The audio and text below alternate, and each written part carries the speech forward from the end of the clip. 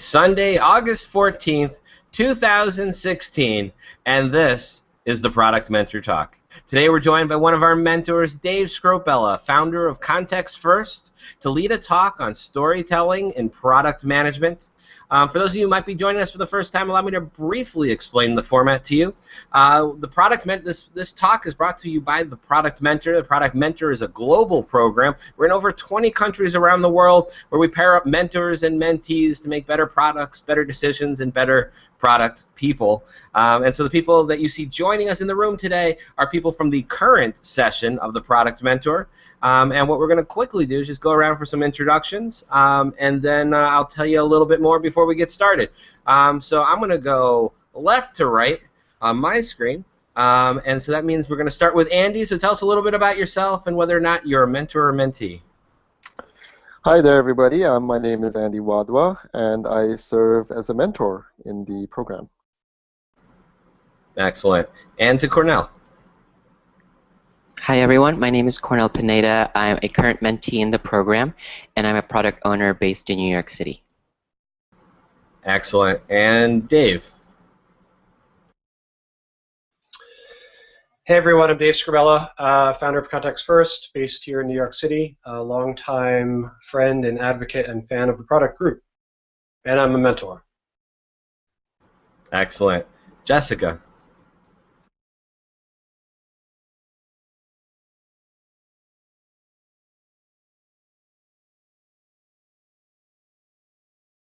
Hello, are you there?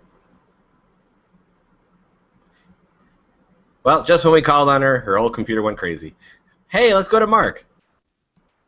Hi, I'm Mark St. Louis. I'm a mentee, and I'm a product manager based in New York City. Awesome. I see Jessica again. Let's try Jessica one more time. Jessica. Huh. She's there until I click on her. Awesome. Thank you, Google Hangouts. So we're going to get going. Let me just, on myself, I am Jeremy Horn, also known as the product guy, and I'll be moderating here today. So as the questions come in, whether they're from the room or from the wider web, I will be bringing them to the mentor. The things that are topically specific, we'll be trying to answer them as real time as possible. Things that are a little bit more generic, like what's a product and who's a mentor, we'll save those till the end. And so if you're to post your questions, to get them over to us, just go to theproductmentor.com/live. Along the top of the page is the live video. Make sure you're on the right tab and you've clicked play. And then along the bottom of the page, you will find the place to post your questions, and then we'll get to them as quickly as we can. And with that said, let me hand it on over to Dave to take it away. Great, thanks, Jeremy. Thank you, everyone, for attending and joining today.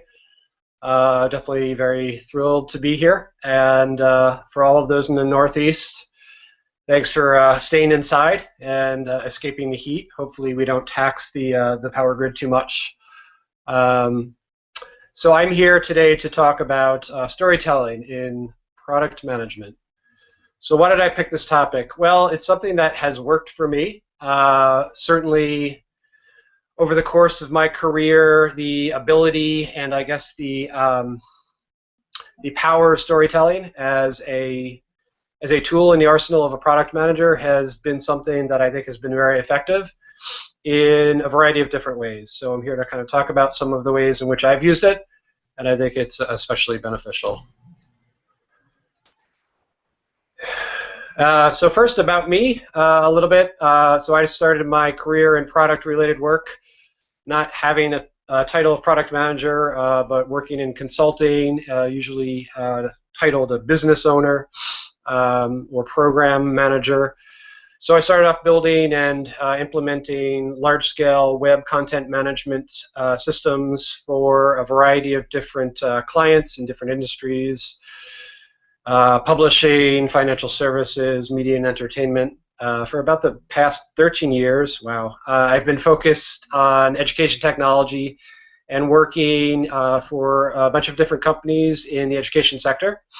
And earlier this year, I started my own consulting shop, Context First. So we specialize in product and data management advisory services with a real focus on early stage prototyping, concept validation, and business case development. And I do like storytelling. So when Jeremy acknowledged that my topic for this cohort would be storytelling, probably about a day or two later, I got a share on some social site from a friend of mine. It was this tweet from Bill Simmons, who I don't really follow, probably because he's a Boston Red Sox fan. But I think it's funny. So first, storytelling is one of the dumbest new media words of the decade. It sounds fancy and means nothing. It gets thrown around constantly. Okay. I will acknowledge that, and I think, like lots of buzzwords, for those of us who have worked in tech and been in the business world for even just a couple of years, we understand that there is quite a lot of jargon. There are quite a lot of buzzwords and things thrown around that don't always have as much relevance or meaning in our day-to-day jobs and roles as they probably could have. So I just stopped and thought, does it mean anything? Well, my perspective and point of view is yes. So storytelling as a way to communicate, and certainly a form of communications, is really one of the oldest that mankind knows. We've been telling and sharing stories since the dawn of time. Storytelling as a very inspirational and motivational form of communication has been proven again and again through research. So it's an effective medium for telling a lot of things that you want to make sure are understood and really kind of getting your message and points across to your audience. And interestingly enough, child research and child psychology can certainly help to reassert that we start to understand and acquire knowledge and acquire language at a very early age, and one of the primary ways in which we do that is through stories. So anybody who has kids or has spent time teaching kids or knows people that spends time with kind of early pre-K and early childhood education knows that storytelling is really one of the most powerful ways in which to communicate and help young children understand concepts and understand patterns and language, and that doesn't go away. That is something that is certainly formative and really keeps with us for really the rest of our lives, and certainly extends into our professional lives. So how do we cut through the jargon? If we think storytelling is important, and it's not just a media buzzword, even though it has become a bit of a media and marketing darling, what do we do? So I think it's really thinking about how you can use it and apply it in your own work. And I think it's about how you can create a message through a story. So it's incredibly powerful and timeless. It is a way to connect and communicate and drive change. I'd say it's trending in lots of different industries because brands, businesses, and marketers have discovered that this is really a good strategy to effectively communicate messages and get messages across. In an age where we have so much information and so much content coming at us at all times, what are the things that usually work the best? It's usually when we have somebody telling a great story. So it's about the storyteller and it's the story itself. So it's a story that we can connect to or understand. Or maybe when we start, we don't fully understand the person or the environment or the context, but we use that specific story to learn more and start to connect with that message. And that's a real differentiator. So as we think about our roles as product managers, some of us have a deep responsibility, or certainly some level of dependence on strong content marketing and messaging. And we want to be sure that the things we want to say about our products are conveyed in those marketing messages and those materials. So if it's a good story that really can help connect with customers, with vendors, with other stakeholders, then we want that to happen. And I like this quote here from someone from Pixar. It's knowing your punchline, your ending, knowing that everything you're saying from the first sentence to the last is leading to a singular goal. And he was comparing really storytelling to joke telling, because they're very similar in that you know where you want to get to, and you have to kind of bring your audience with you along for that journey. So we've all heard stories, and I believe probably a lot of us have told stories. How do we put this in the context of business? So storytelling continues to grow in the business world because it is an established and effective method of communication. There are many business schools now that have in their curriculum some courses or certainly materials dedicated to building effective stories and telling effective stories. When we're using storytelling in business, the most common goals are to persuade our audience, to influence them in some way, to move them to a point of view or position that we hold, and to motivate our audience. So there are lots of definitions about what a story is, and this is one that I just picked out of many, and certainly there are many that are right, and I think for anybody that wants to develop their storytelling skills and muscle, you know, it's up to you certainly to kind of think about what you believe a story is in your own words and with your own definition. But to me, it's an account of a real or imaginary event that engages the audience in a purposefully direct and interactive way. And I think each word there matters, because you want a direct connection as you're telling the story. You want to ensure that each and every person listening does kind of have a direct understanding, and you are really creating a one-to-one dialogue. Interactive is great because, you know, the more questions they ask or the more they acknowledge and want to dig in and double-click and really understand more about the context or situation or specific person or group, that means that, you know, you're creating certainly a deeper level of engagement and probably telling a better story. I personally, as a side, I don't use too many imaginary events. I have heard and certainly watched some TED Talks where people do use very kind of fictional accounts of characters or situations to build and kind of establish the point they want to make. And of course, you know, we all watch movies and television and certainly engage with fiction to some degree. So certainly we understand how stories can be communicated through imaginary events.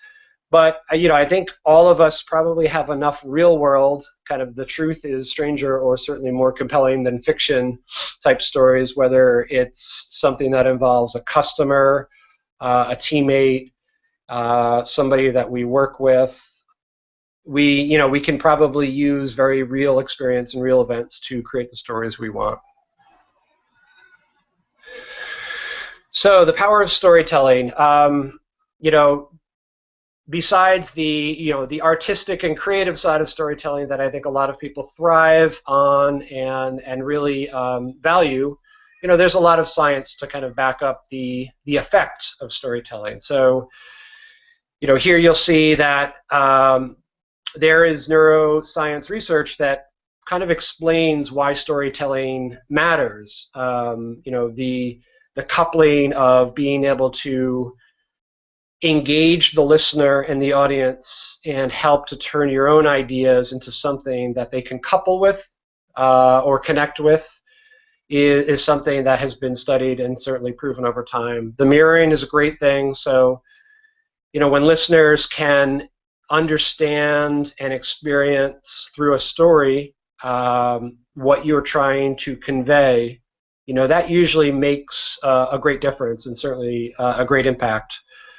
When we hear a story that we actually emotionally engage with, whether it makes us angry or passionate or happy and delighted in some way, you know, there's an actual neurochemical release of dopamine, excuse me, and you know, there is cortex activity that when you're processing facts, you are using specific areas of the brain and activating and really putting those to work. when you're hearing and really engaging with the story, you're engaging those, but many additional areas as well. So it's really tapping into both sides of the brain. So what makes up a good story? I believe that there are some structural components and common elements in the majority, if not all, good stories. So the key elements to me are a hero or a heroine, and this could be a villain, but I think for the most part you want somebody that is a protagonist and somebody that the audience and listener can root for and cheer for. Some examples that I've used in the past, I've used teachers who go out of their way, as I've built educational products, that go out of their way to help their students, and the things that they do to prepare and try to personalize or individualize some of the instruction and some of the assessment of those students' learning performance over time, I usually paint as heroic. And how can technology or the products that I'm responsible for or my team is responsible for help? Well, in some of the ways that we think of technology usually being a beneficial tool and force, helping to automate and streamline some of those activities, helping to create and open up new innovation and opportunities for understanding the data of what is working and what is not working. So all of those things really help. But I think one of the things that I usually start with is we've got a user persona, or a specific person that we want to build a product for, and there's a real struggle, and we can help to alleviate and solve for that struggle. The setting's important, right? So what are they doing? And this matters in a B2C context as much as it does in a B2B context. So what jobs are they trying to get done? Whether this is personal, getting specific tasks done, or things in their personal lives, whether it's transactional or social, whether if it's in a B2B setting, they've got a specific role or set of responsibilities in their workplace, and how do we describe those, that we can kind of set up the challenge, conflict, and move towards the solution. So that challenge and conflict part is important. We want to, everybody who's written a problem statement before and certainly written user stories understands that there's a place we're at today. It's a current state. It's certainly not where we want to go with the features or product we're building. So we really want to use the story to accentuate and emphasize both the problem and the opportunity to move from our current state to a future state.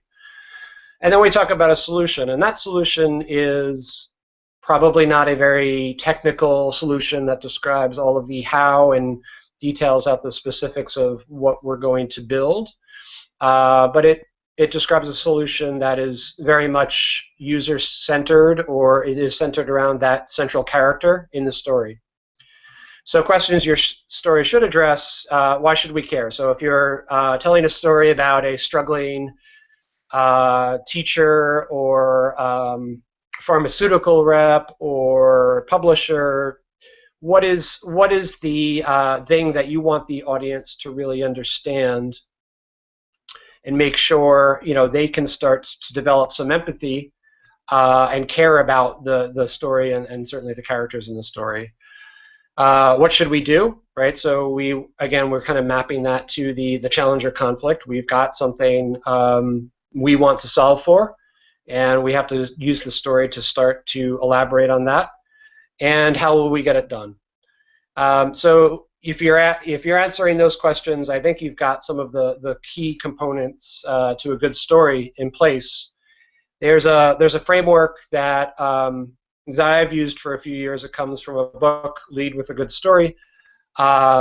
It's really been helpful to me, and I've used it several times. So it's about setting the context, again, kind of who the character, the main character is. What is the setting? What is the situation? So really describing those things to the extent that you can, and thinking about then the actions that they take or the actions that you can help them take to, move forward and make progress towards a solution or desirable result. At one point here, I call out the hero or the main character. It can certainly be a group. I think my point of view is it really doesn't matter if it's a group of people, a persona that you describe through some of your early customer and user research, an individual. I think a lot of people will say, and this is certainly valid and right to them, that when you're talking about a specific individual versus a group, and you're really kind of putting a name and a face and an identity on that particular character, that helps, and that does make a difference and an impact, and people, that will resonate with people more as you're trying to communicate your story. Yep. So when we're thinking about stories in the product world, there are lots of different formats. This is by no means an exhaustive list. The ones that have worked for me, and I've used and seen other, who I'd call, solid exemplar product managers and product owners. Storyboards and customer journey maps. So many of us have done storyboards and been involved, whether we're owning that deliverable in those activities or we're helping to inform and receive some of that stuff from our UX research team or whoever is on point there. Every time I've done real persona development, we've gone from this is a type of person, whether it is a specific user of features, or it's the buyer and the person we're trying to really influence on the sale of the product. We give them names, we give them specific kind of backgrounds in terms of their location and their situation, and that helps. So putting a name to kind of that set of personas, probably something you've all seen, and if not, I think it's something that really helps. And then you can carry that and really start to create the story. So as you're doing a customer journey map, you're starting to describe a more holistic and kind of end-to-end, what do we want this specific type of customer to experience through our product and through our services and support? And what does the journey look like from really the start of the life cycle, through as far as we can extend it.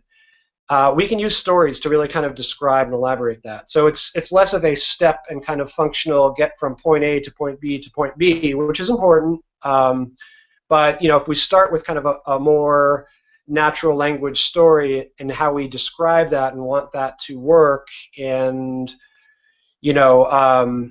believe it should sort of flow, I think that creates a good dialogue with a lot of stakeholders. So our development teams are always going to want specific types of workflow artifacts and more functional and specific type things. But when we're talking with other stakeholders, whether they're partners outside the organization, other departments and groups inside our companies, sometimes those stories really help our work and kind of help to move our work forward. Prototypes is another area where designing a functional prototype, and you've got, let's just say, screenshots and some click-throughs, and you've assembled something nice in Azure or in Vision.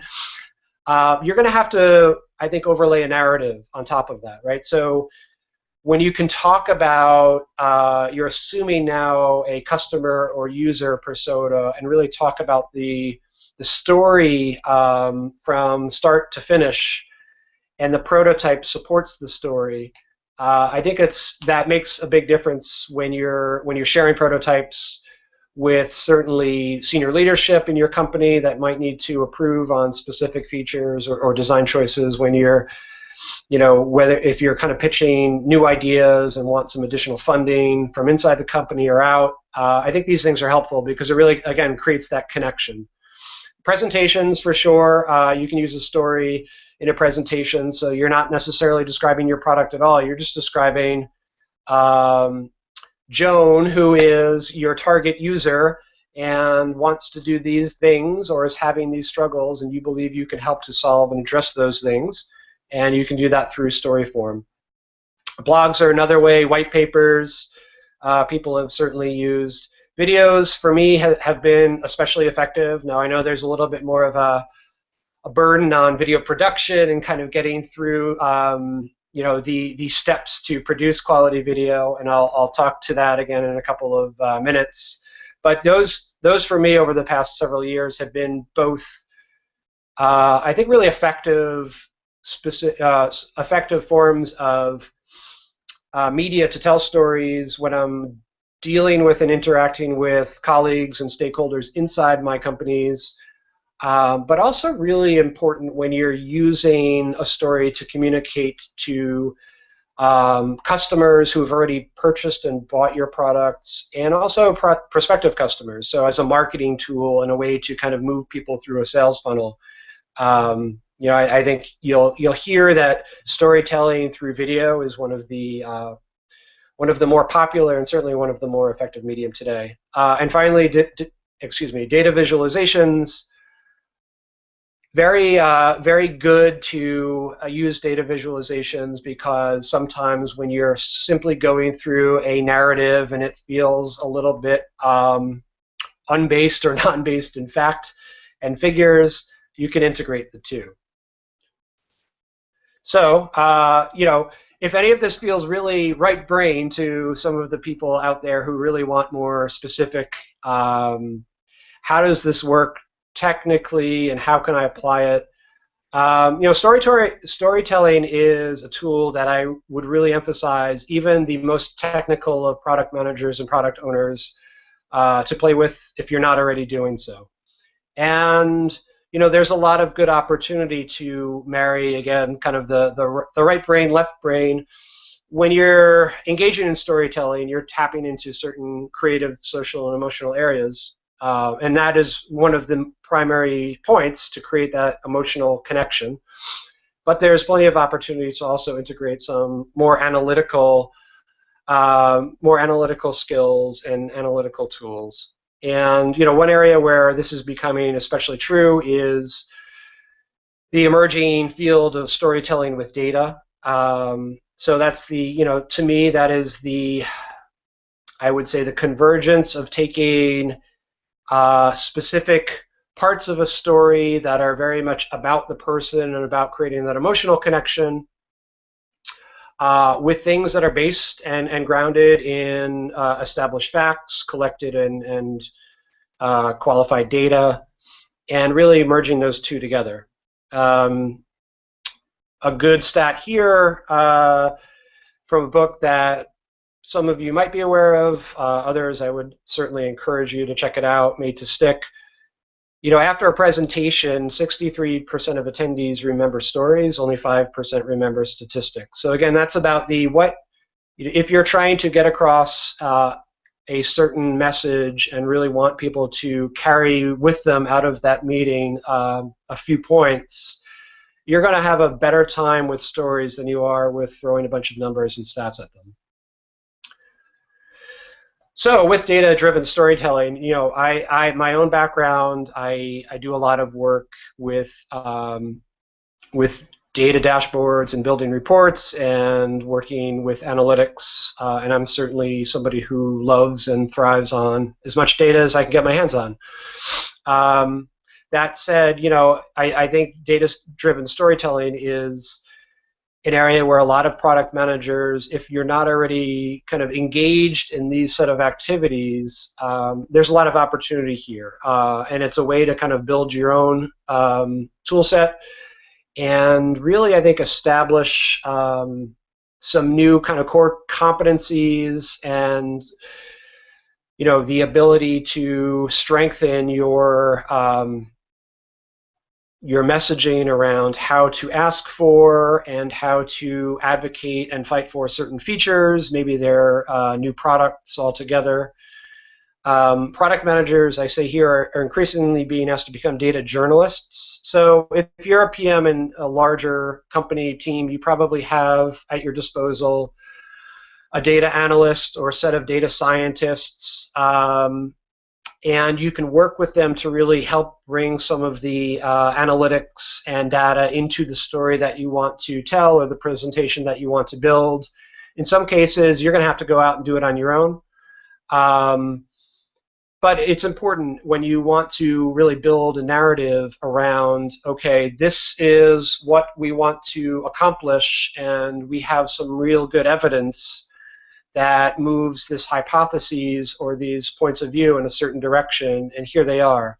But left alone, just showing data will probably not be very effective. So when you can really marry, again, the narrative and the data, I think it's especially effective. So the basic structure of data stories, just like any story that might not contain data, you've got to really have a beginning, a middle, and an end. So set up the context, provide a background and a point of reference, explain challenges, proposals, and insights that you learned or discovered as you started to understand more about the specific situation, and then include concluding statements, recommendations, or suggested next steps. And I think that's an important thing that people that are presenting, telling stories and presenting with data often forget. That last step, there should be a call to action. There should be a specific set of recommendations, and it shouldn't be left for the audience to come up with their own conclusions. Now, of course, there will be plenty of stakeholders that come in with preconceived notions or maybe a little bit of bias, and it's your job as the storyteller to help use data and kind of build that narrative to sway them in new directions. So bringing it back to product work, one of the areas where I think stories really help is, a lot of product managers who have been doing product management work and early stage product development work for a while think about the various stages of product development. So as many who have talked with me know, I believe that one of the most important areas a product manager should be is in kind of that early stage, helping the rest of their team understand the why, and that is through market research and customer research and working with the rest of your business and really being able to authoritatively carry that message and carry that vision forward. So stories are a great way to help your team, your development team, and some of the team that will certainly be critical to execute and deliver on the product that you want. That will help them understand the why, right? And I think many of us have struggled, continue to know that it's important to have our engineering teams, our DevOps teams, a lot of the people that are helping really to support and build our products. Sometimes they'll ask, very rightfully so, why again what are we doing here? Why are we doing this? And when you can actually just use a story to quickly help explain from your point of view, which should be representative of a very global and broad point of view, why it is that we're going out and now building a new feature set. I think it's a very helpful thing to do. And the thing is, as you get deeper into development, maybe you're in the middle or end of an epic, or maybe you're kind of in a longer term timeline with your own development. Going back to that why and reiterating and rearticulating that story and understanding the story itself can change. There are certainly parts of it that should not and should be very much kind of foundational, but making sure that you understand that original founding story is really effective and helpful. So we have some questions that have just kind of come in. Okay. First one is from Payvand, and they're asking, can you please give an example of a data story?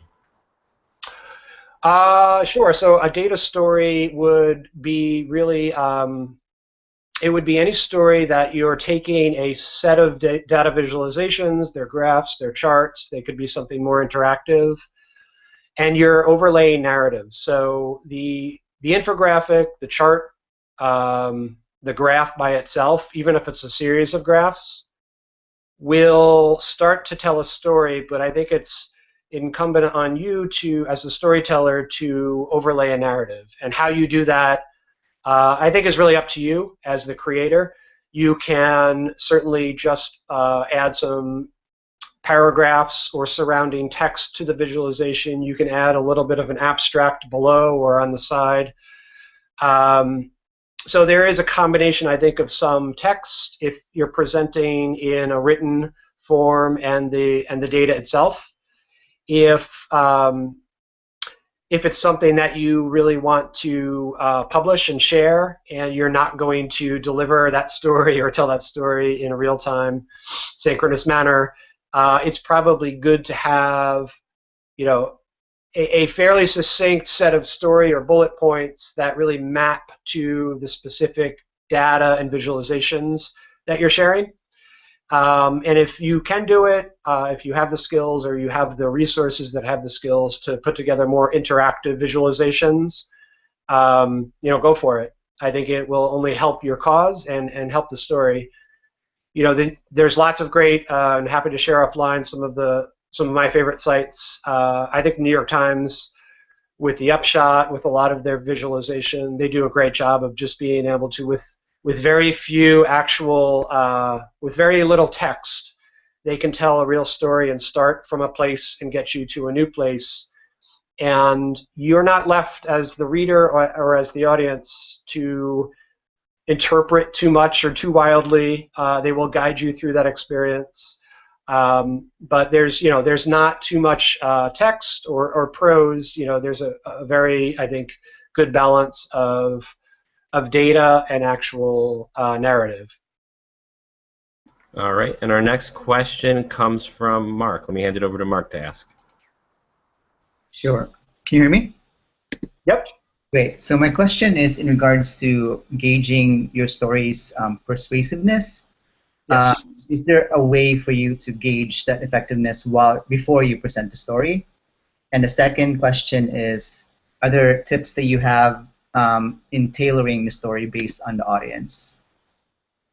All right. So the first part, persuasion and how to quantify persuasiveness. I think when I'm engaging and telling stories to internal stakeholders, I would say I don't then try to apply a measurement to the salience or persuasive level index of the story.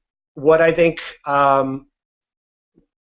is measurable, though, is going back then, and if I'm talking to my marketing team or I'm talking to my sales team, going back and ensuring that they are asking questions that moves forward the agenda or purpose of that story, I think is a way to measure. And ultimately, if you're trying to sell an idea, or let's just take as an example, I want to sell a new set of features. Maybe it's a series of reports that we want to build and make available to some or all of our users.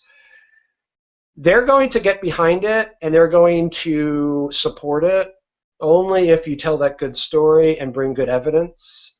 And you will be able to know that if you want to really make the sell for the feature through the story, if they're not behind it or they're not engaged, then that's a pretty good way to measure, your effective persuasion.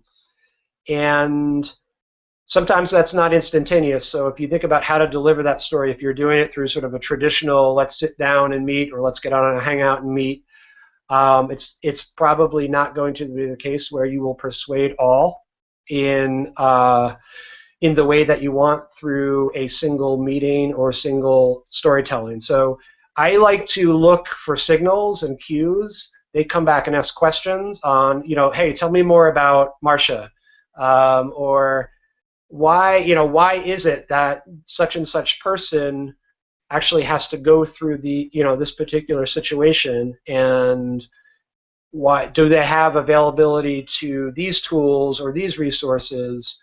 So a lot of follow-up questions that you can then answer and move them kind of further along.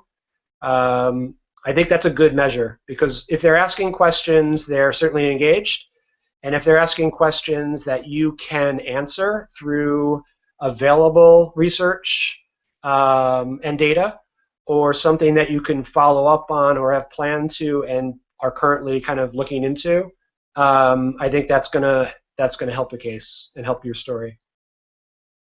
The second part, can you repeat the second part? Do you remember the second part? You're on mute. Mark?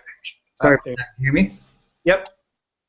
So the second part is basically tailoring the story based on the audience. Yes. Yeah, and I actually have a few more slides. I'll get back into that. But again, think about the purpose, right? So I think when you think about what is the point or purpose and message that you want to convey in the story, that will really help with the tailoring. If I want to sell a product to senior leadership and the executive team, I'm going to tailor my message to be very much about why is it that we need to invest in this idea.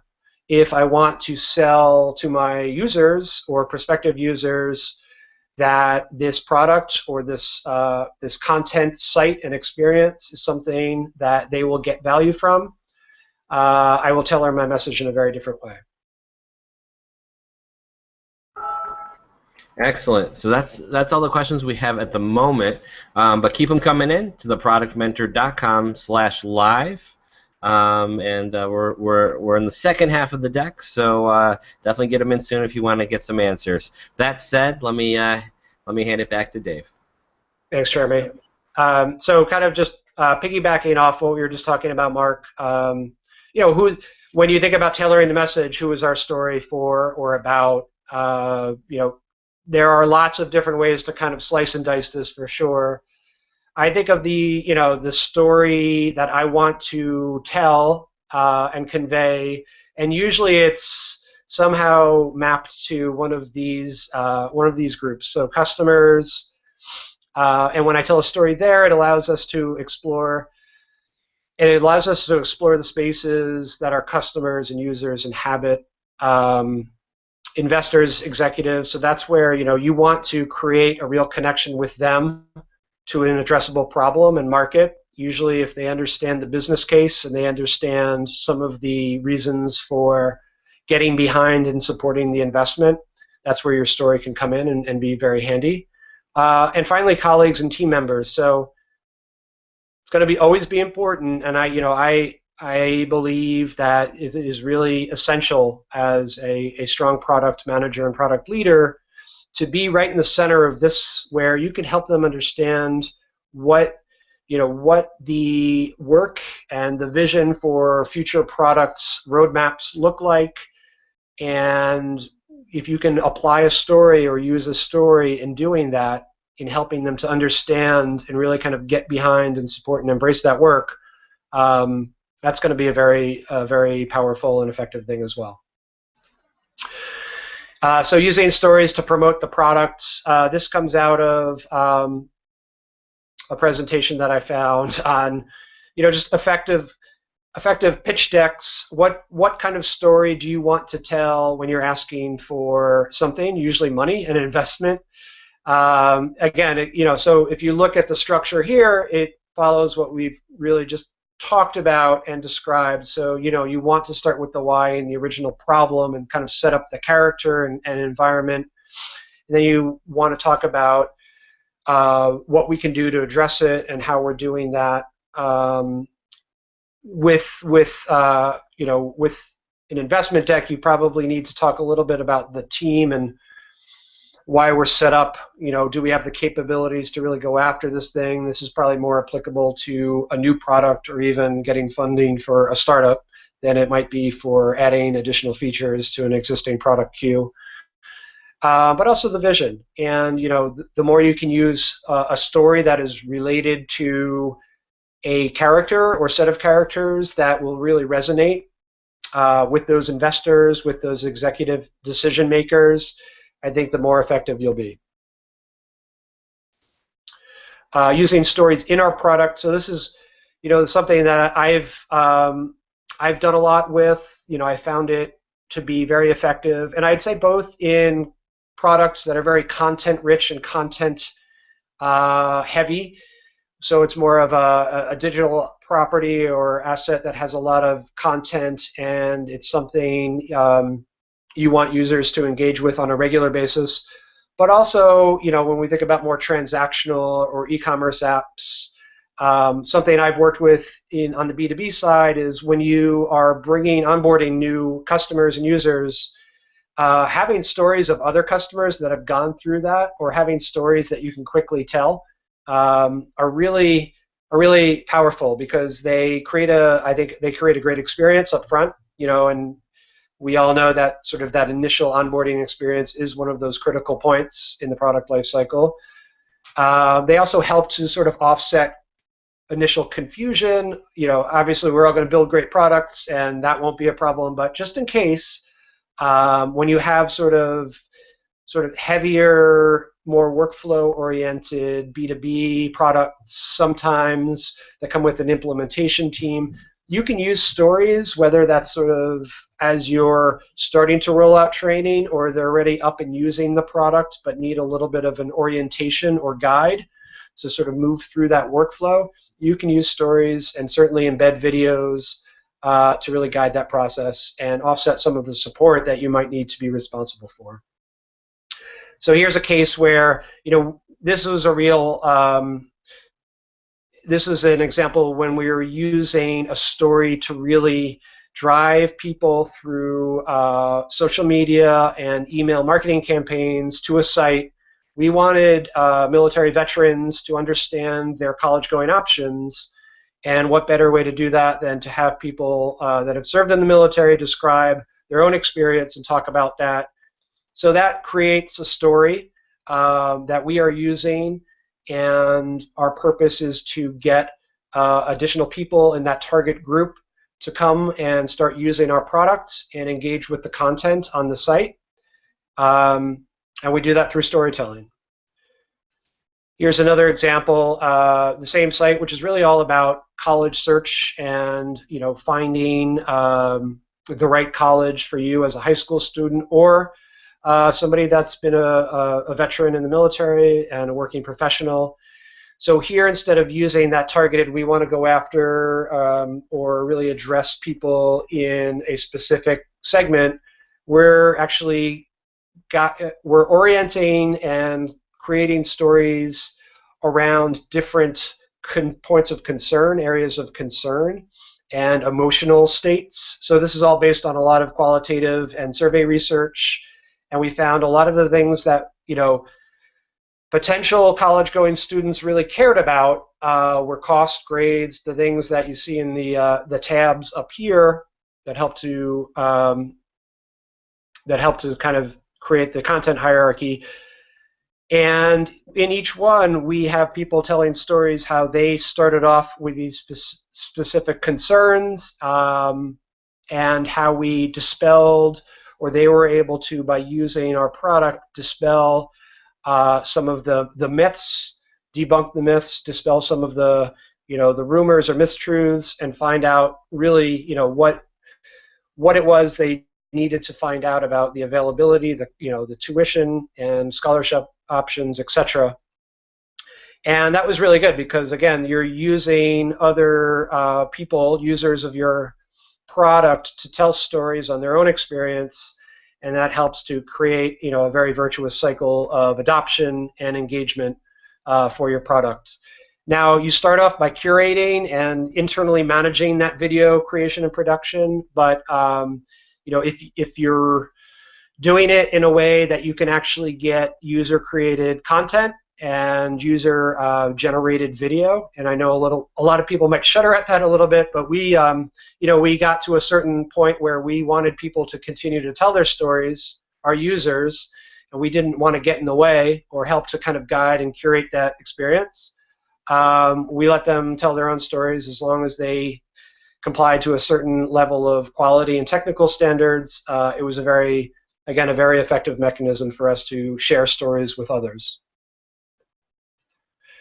And finally, when we talk about internal colleagues and helping our own teammates, using stories for our product team. So, it's a great thing to use a story to motivate our team. If we can talk about a specific character or person and say, this is a person that will use our product or does use our product, and they are in trouble, or they are struggling, or they need to do these things, and our product simply doesn't do those things today. The more you can effectively kind of weave in that story, the more important it becomes to helping your own cause of selling the vision or establishing the vision and getting people to really buy in. And as I spoke to earlier, it's like it has helped me with when people have asked, why are we doing this? Can you help me?